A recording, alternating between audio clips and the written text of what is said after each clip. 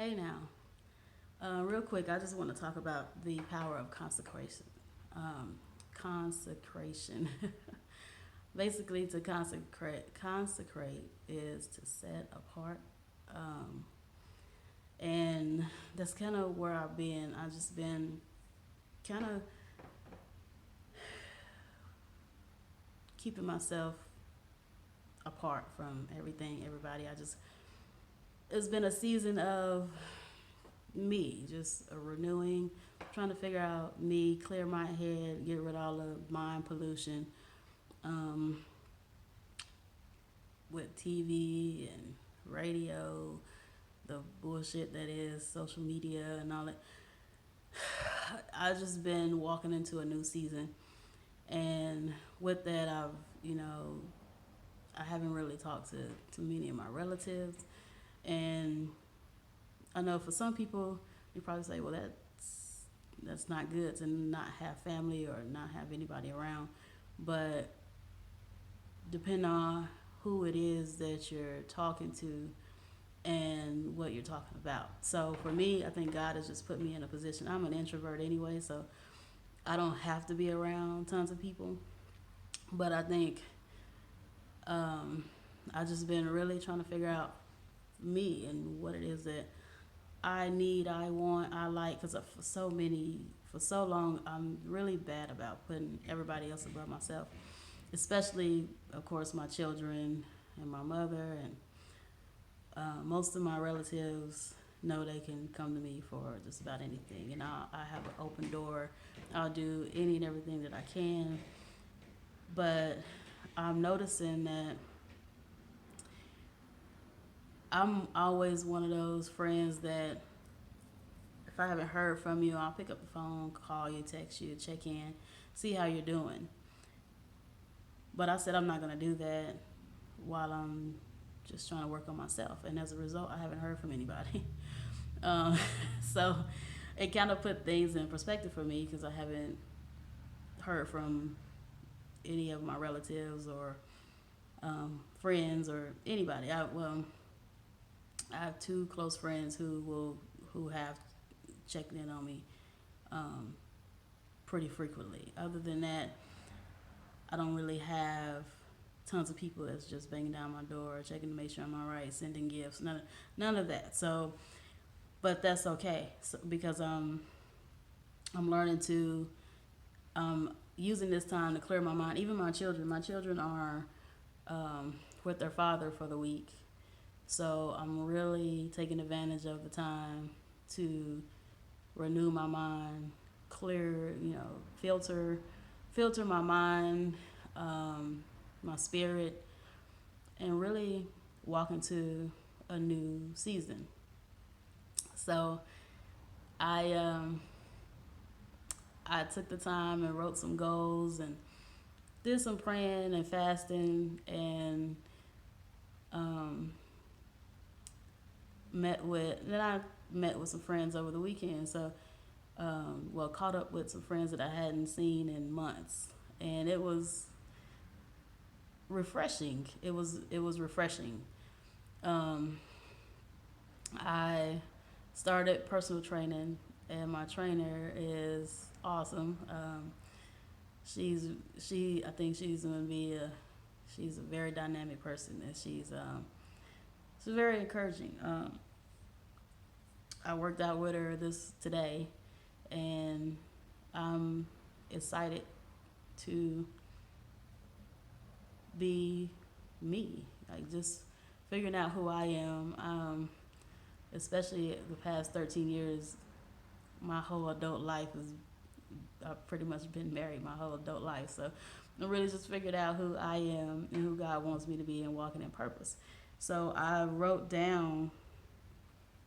started writing goals and trying to come up with, praying for a vision and mental clarity and focus so I can really just focus on myself. I went to a school PTA meeting. I'm very active in my kids' life. I make that a priority to go up to the school and show my face and let the teachers and faculty know that I'm a parent who is very involved in my kids' life. So We had a PTA meeting last night, and I was one of two parents at the meeting. So um, we worked out next school year what the plan is for the next school year, and I'm excited about being single. So there's this. A lot of people think, oh, when you're single, you ain't got nobody, and I need to be in a relationship. No, when you're single, like Paul in the Bible, Paul was right. When you're single, you can really focus on what God wants you to do. Because I'm like, wow, my kids are with their father and his girlfriend. They're living it up, doing whatever they're doing, and I am enjoying preparing for what's to come and what God wants me to do. So I'm excited. And I've just been spending this time really not so much reflecting. I've done enough of that, but just preparing. So consecration is important to set yourself apart from everything, everybody, just long enough for you to clear your head and refresh and rejuvenate. So that's my tip. Spend some time with just yourself. Learn how to be by yourself. Enjoy being by yourself. And so you can really see how you think, how you operate when you're just sitting alone. And for me, it's been enlightening. It's been encouraging. And I'm really remembering who I am because I gave up so much of myself in my marriage. A lot of times women don't understand when you get married, women tend to lose their identity more so than men in a marriage because you're no longer um, she's no longer Ashley. Now she's you know Caden's mom, and um, she's Johnny's mom, and um, Jason's wife. There's no identity to who she is.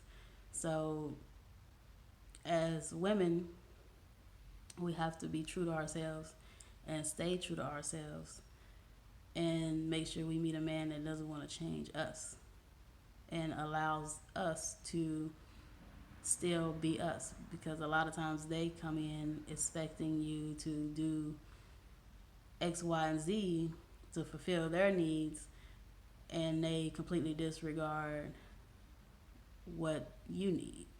So it's important to find a man that understands, take some time out for yourself. Um, do if this is what you enjoy doing, I don't want you to stop doing it just because we get married, or just because we have a baby. Do you still do, like, it's important that a man recognize when his woman or his wife is not doing the things that she loves because she's so busy doing everything else, and allow her the freedom to go do the things that she likes to do. So this is my tip to you. If you're walking in newness and change, embrace change, clear your mind, control your mind. Take some time to filter all the bullshit, get rid of all the baggage, all that unnecessary garbage on TV and in social media. And if you got toxic friends or friends who just keep, every time you talk to them, they want to talk about the same shit, find you some new friends. Find you somebody who's going to plant positive seeds and think positive. So this is my message to you.